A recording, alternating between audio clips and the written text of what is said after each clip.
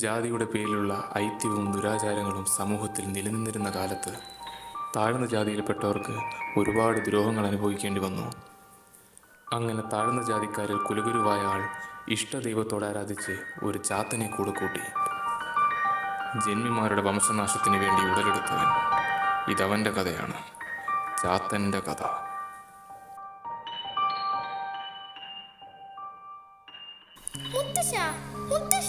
മുത്തശ്ശൻ എന്നും കഥ പറയാന്ന് പറഞ്ഞ് പറ്റിക്കും. ഇന്ന് മുത്തശ്ശൻ കഥ പറയാതെ ഞാൻ ഉറങ്ങില്ല. കഥയോ? മുത്തശ്ശൻ അറിയാവുന്നൊരു കഥ പറയാം.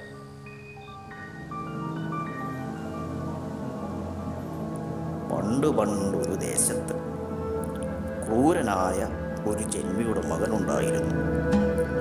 ആ ക്രൂരന്റെ അടിമയായിരുന്നു ശങ്കുണ്ണി. ആട്ടും തുപ്പും തൊഴിയുമേറ്റ് ആ ക്രൂരന്റെ കാൽ ചുവട്ടി ശങ്കുണ്ണിയുടെ ജീവിതം മുന്നോട്ട് നീങ്ങി.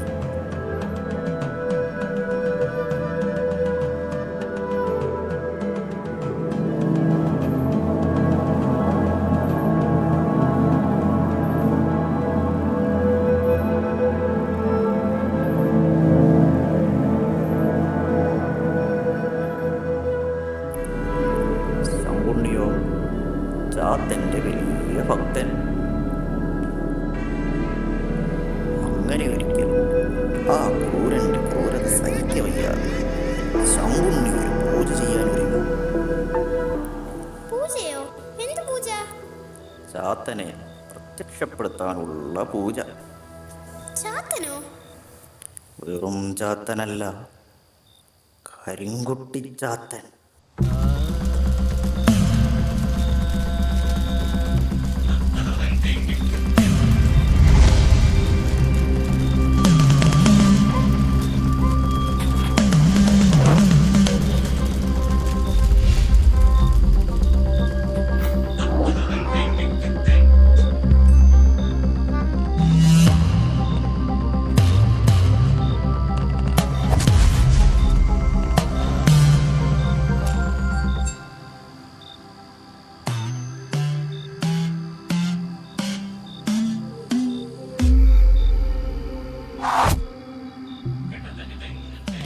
പ്രത്യക്ഷപ്പെട്ടോ?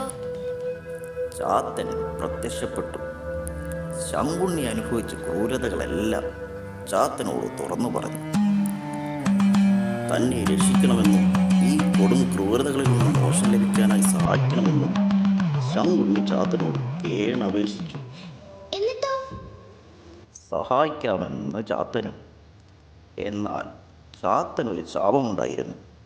ആ ശാപത്തിൽ നിന്ന് മുക്തി നേടാൻ ചാത്തൻ ഒരു അത്ഭുത നാണയം ആവശ്യമായിരുന്നു. നാണയമോ? എന്നിട്ടാ നാണയം എവിടെ? നാണയം? ആ നാണയമാണ് ക്രൂരനായ ജന്മിയുടെ മകന്റെ പക്കലിരിക്കുന്നത്. ആ നാണയം കൈക്കലാക്കി ചാത്തന് നൽകിയാൽ ചാത്തനൊരു മാന്ത്രിക മാണിക്യം നൽകാമെന്നും ആ മാണിക്യത്തിന്റെ സഹായത്താൽ നീ ആഗ്രഹിക്കുന്നത് എന്തോ സഫലമാകുമെന്നും ചാത്തൻ പറഞ്ഞു.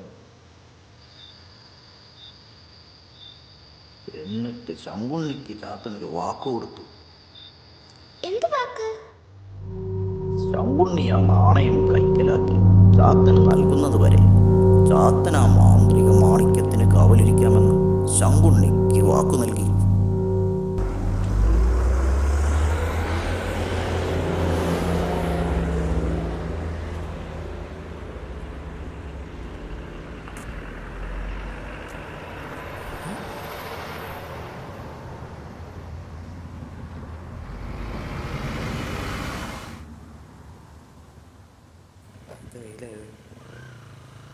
നിങ്ങളാ ബസ്സിനാണോ വന്നത്?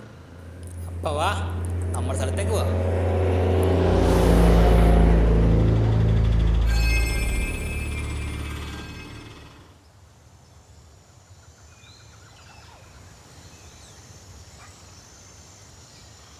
ഇതാണ് സ്ഥലം.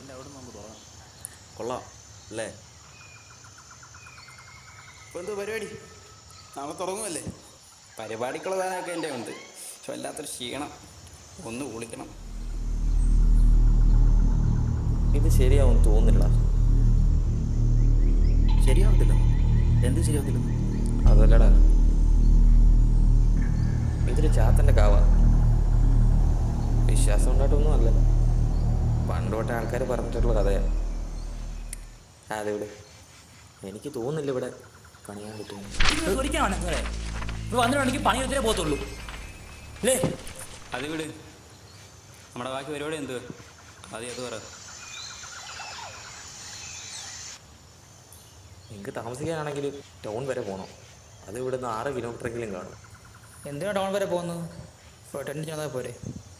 ആ ഇവിടെ തന്നെ കേട്ടോ, നല്ല സ്ഥലമാണ്. ഈ കൊള്ളിക്കാനുള്ള സെറ്റപ്പൊക്കെ ഇനി എവിടെ?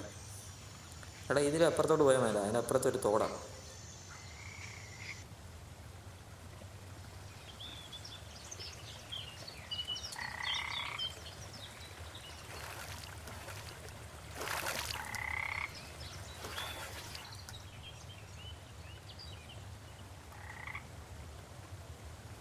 എടാ നോക്കി നടക്കണടാ, വീഴല്ലേ. മതി, കയറുക. മൊത്തം തന്നെ കിടക്കുക. മുങ്ങിച്ചാതെ കയറി പാടേ. വരുവാടാ. നോക്കി നടന്നു പോകും.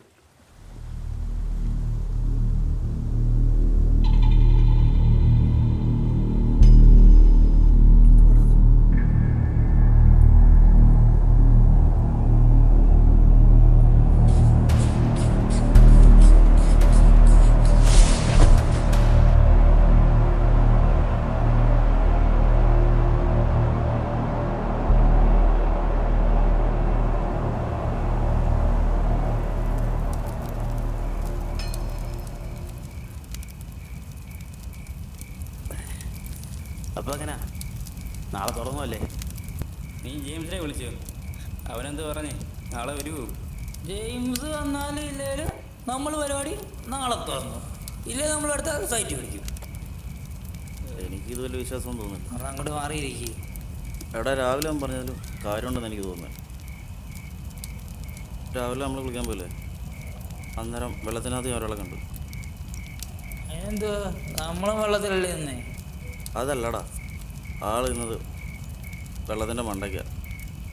വെള്ളത്തിൻ്റെ മണ്ടയ്ക്ക് ഇത് പോയായിരുന്നു വെള്ളത്തിൻ്റെ മണ്ടയ്ക്ക്. എടാ, വിശ്വാസം ഉണ്ടായിട്ടൊന്നുമില്ല. പക്ഷേ അത് വിട്. അപ്പോൾ എല്ലാവരും പോയി കിടന്നോ. നാളെ ജെയിംസ് വന്നാലില്ലേലും പരിപാടിയുണ്ട്.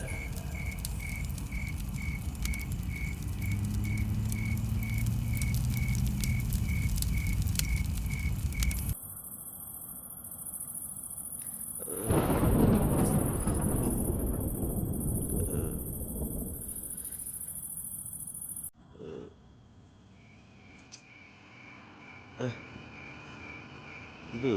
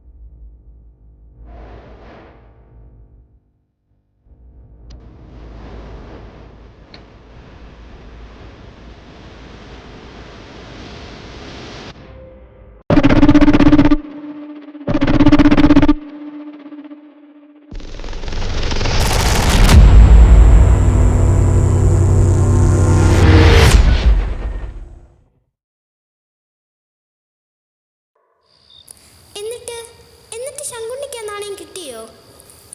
നാണയം ആ രാത്രി ശങ്കുണ്ണിയെ കാത്തിരുന്നത് മറ്റൊന്നായിരുന്നു.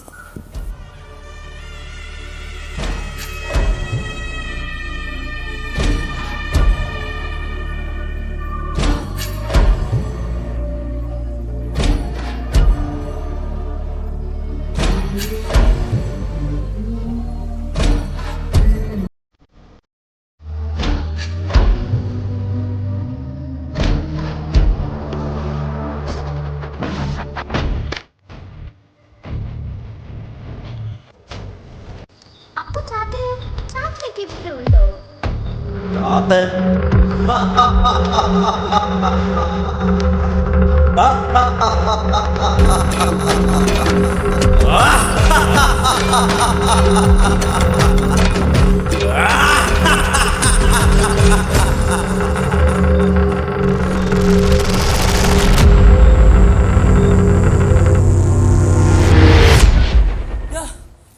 ചന്തു കാട്ടില്ലേ? കാട്ടിലോ?